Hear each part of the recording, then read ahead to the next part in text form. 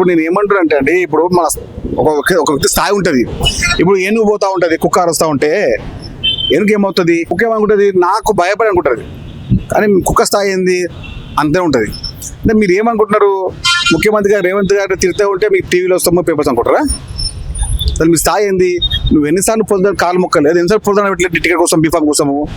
నిన్ను వద్దంటే కూడా ఆయననే నాయకత్వాన్ని ఒప్పించి బీసీ అంతా నల్గొండ కమ్ జరిగింది. నువ్వేం చేసినావు? తల్లి పాలు తాగి రొమ్ముంత అంటున్నావు. అంటే కాంగ్రెస్ పార్టీ బీఫామ్ మీద గెలిచి, కాంగ్రెస్ పార్టీ నాయకత్వం బీఫామ్ మీద గెలిచి, కాంగ్రెస్ పార్టీ ఎమ్మెల్సీగా ప్రమాణం చేసి ఇప్పుడు కాంగ్రెస్ పార్టీ అంటున్నావు. అంటే మేము పిచ్చోళ్ళమా ఇక్కడ? కాంగ్రెస్ పార్టీ జెండా మోస్తున్నాం, కాంగ్రెస్ పార్టీ కాంగ్రెస్ పనిచేస్తా ఉన్నాం. కాంగ్రెస్ పార్టీని పల్లెత్తు మాట అంటే కూడా ఊరికి ప్రసక్తి లేదు. చిల్లర మాట మాట్లాడకండి. ముఖ్యమంత్రి రేవంత్ రెడ్డి గారి పల్లెత్తు మాట అంటే కూడా మేము. మీరేమనుకుంటున్నారు? బీసీ నాయకత్వానికి కాంగ్రెస్ పార్టీ పెద్దపీట వేస్తుంది.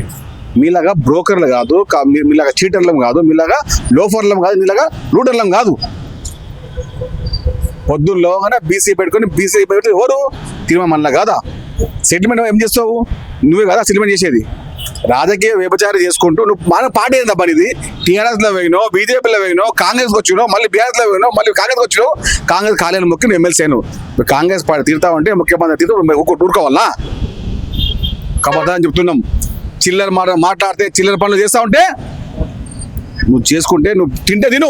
ఆ బీఆర్ఎస్ పార్టీ, ఆ బీజేపీ పార్టీ చెప్పులు మవి వాళ్ళ చెంచా చేయించుకో.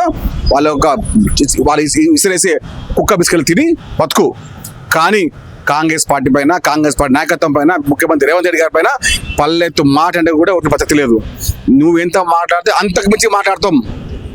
నువ్వు ఒకటంటే మేము 1000 అంటాం. నువ్వు ఒకటంటే మేము 1000 అంటాం. చూసి మాట అదుపులో పొదుపులో వాడు. నీ స్థాయి దగ్గర ఉండకపోతే మేము అంతకు మించి పని ఉంటుంది, తట్టుకోలేవు. కాబట్టి తీర్మానం Mallanna alias broker Mallanna alias looter Mallanna alias loafer Mallanna నీకు కబర్దని చెప్తున్నాము.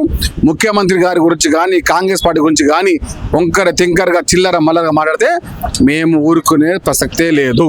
అంటే ఆ విధంగా మాట్లాడడానికి కారణం ఏమనుకున్నారు? కారణం ఏంది? బీజేపీ బీఆర్ఎస్ వచ్చే బిస్కెట్లకు, వాళ్ళ గులాంగిరికి, వాళ్ళకి ఇచ్చే జీతానికి, వాళ్ళు ఇచ్చే కుక్క బిస్కెట్లకు నువ్వు ఆశపడి కాంగ్రెస్ పార్టీ గురించి మాట్లాడతావా అని చెప్తే మేము వినాలా?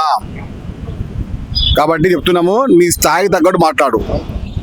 నీకు దమ్ము ధైర్యం ఉంటే ఎమ్మెల్సీ పదవికి రాజీనామా చేసి మాట్లాడు. చూసుకుందాం నీ దమ్ము ఎంత ఉందో, నీ ధైర్యం ఎంత ఉందో, నీ సత్తా ఏందో అప్పుడు తెలుస్తుంది. అంటే గతంలో ఆయన మాట్లాడడం కూడా జరిగింది. ఈరోజు కాంగ్రెస్ పార్టీ అధికారంలో ఉందంటే ఆయన ప్రచారం చేసిన చాలా కాంగ్రెస్ పార్టీ గెలిచిందని అరే పిచ్చి మాట్లాడు. 60 లక్షల మంది కాంగ్రెస్ పార్టీ సభ్యత్వం ఉన్నారు, 45 లక్షల మంది ఆన్లైన్ సభ్యత్వం ఉన్నారు. ఈ వ్యవహారం చేసింది ఎవరు? కాంగ్రెస్ పార్టీ కార్యకర్తలు, కాంగ్రెస్ పార్టీ కుటుంబ సభ్యులు, కాంగ్రెస్ పార్టీ మండల అధ్యక్షులు, కాంగ్రెస్ పార్టీ జిల్లా అధ్యక్షులు ఉన్నారు. వీళ్ళంతా సేమ్ ఎక్కడ పోయింది? నువ్వేం బీకినావు అని చెప్పి నువ్వేం బీగినావు? కాంగ్రెస్ పార్టీ కష్టమే వచ్చింది. ముఖ్యమంత్రి రేవంత్ రెడ్డి గారి కష్టమైన కాంగ్రెస్ పార్టీ వచ్చింది. అలాంటప్పుడు నువ్వెందుకు ఇండిపెండెంట్ పోటీ చేసి మరి నువ్వెందుకు పోటీ చేయాలి? ఎన్నికల్లా ఇండిపెండెంట్ గా చేయాలి కదా. నీ సత్తా ఉంది కదా, నీ పవర్ ఉంది కదా. అరే బీసీ ఎట్లా బీసీ అయితే వాళ్ళు డూప్లికేట్ బీసీ, మేము ఒరిజినల్ బీసీ, వాళ్ళు డూప్లికేట్ బీసీ, మేము ఒరిజినల్ బీసీ.